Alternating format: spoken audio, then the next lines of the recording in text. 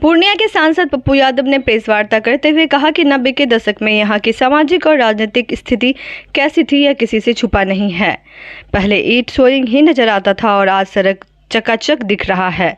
उन्होंने कहा कि केंद्रीय सड़क परिवहन मंत्री नितिन गडकरी ने संसद में मेरे द्वारा पूछे गए सवाल पर कोसी सीमांचल को एनएच के निर्माण के लिए 2 लाख करोड़ रुपए की राशि आवंटित करने का निर्देश दिया है। पप्पू यादव ने कहा कि हमारा किसी से कोई लेना देना नहीं, हमारी प्राथमिकता बिजली, स्वास्थ्य और शिक्षा है, जिसे मैं बेहतर करने का प्रयास कर रहा हूं। उन्होंने कहा कि 2 साल के भीतर जलालगढ़ से बनमनखी, बैद्यनाथपुर से नौगछिया और जलालगढ़ को कुशेश्वर स्थान से जोड़ना मेरा लक्ष्य है।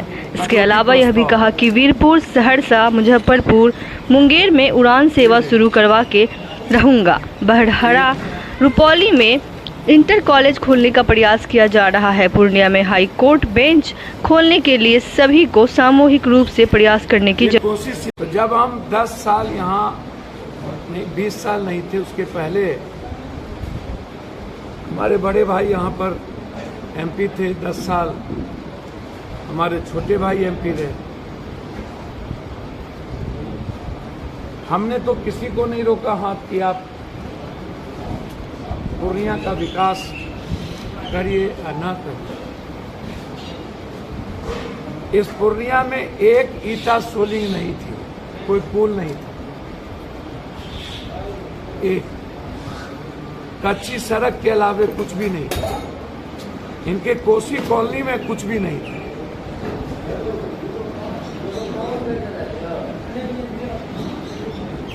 पहला ओवरब्रिज पप्पू यादव ने गुलाबबाग कर दिया।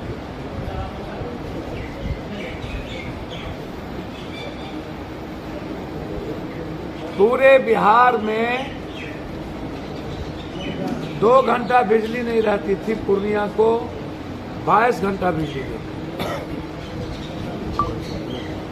और सरकार के पैसे से हमने एक भी गांव में पोल नहीं लगाया। सारा पोल पप्पू यादव के जेब के पैसे से लगे। और उस वक्त याद होगा आप लोगों को, एफआईआर हुए थे, एक नहीं 16 एफआईआर हुआ था।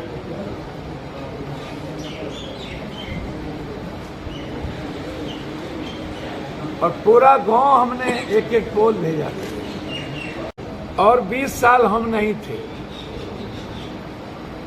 एयरपोर्ट का प्लेन किसने शुरू किया था? शहनवाज, शरद यादव और राजीव प्रताप रूडी एयरलाइंस के मिनिस्टर थे। तो छोटी प्लेन जब हम यहाँ के सांसद थे तब शुरू हुई, और हम हटे तो वो प्लेन बंद कर दी। तो 20 साल में बन जाना चाहिए ना, हमको क्या आपत्ति है? हम कह रहे हैं कि सब लोग मिल के बोले, बना क्यों? सूरदास को घी डाला गया खिचड़ी में, कल के गरगरेला कहा?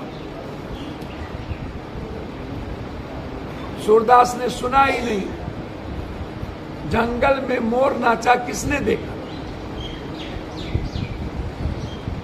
मेरे पास तो मंत्री का, संतरी का, सबका जवाब न है।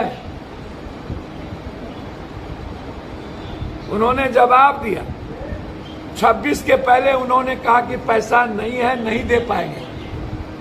लड़ते लड़ते 26 को लिखा कि पैसा हमने 170 करोड़ दे दिया।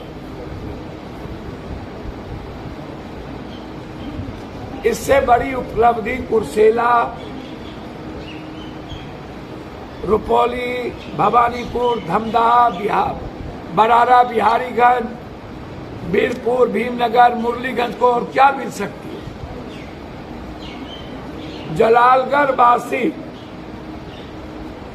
को इतनी बड़ी प्राथमिकता, और अब मेरी प्राथमिकता है किशनगंज से जलालगढ़ के बाद जलालगढ़ से बनमनखी,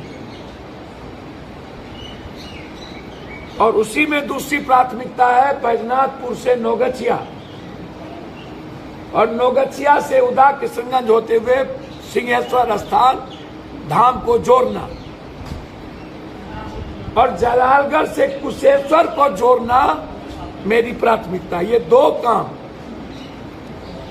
एक तरफ कुशेश्वर, गरीबनाथ, मुजफ्फरपुर, और दूसरी तरफ बैजनाथपुर से सिंहेश्वर।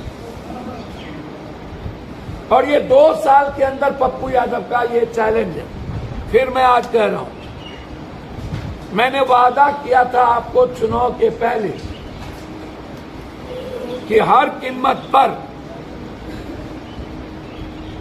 हर परिस्थिति में एयरपोर्ट 7 महीने के अंदर, याद कीजिए, आप लोग भूले नहीं होंगे।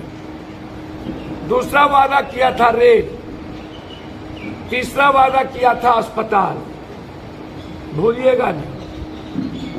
चौथा वादा किया था भ्रष्टाचार,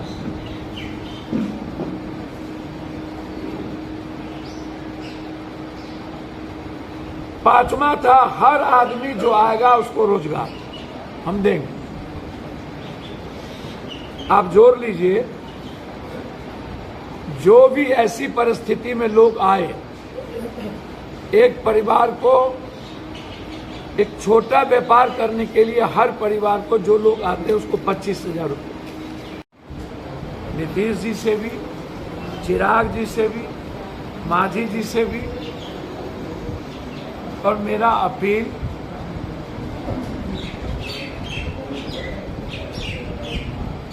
लगभग यही अपील हमारा चौटाला,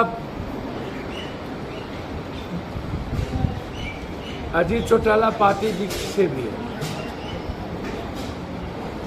कि जब संविधान के ऊपर कोई निर्णय आए और बहुमत के आधार पर किसी संविधान को खत्म करने की बारी आए, तो जो सामाजिक न्याय, सौहार्द और जो संविधान में, अंबेडकर में, गांधी में विश्वास रखते हैं, उन्हें ऐसे किसी भी बिल का सपोर्ट नहीं करना चाहिए जो संविधान के उपयुक्त नहीं है और जो किसी भी विचारधारा और जिसके अधिकार का हनन है।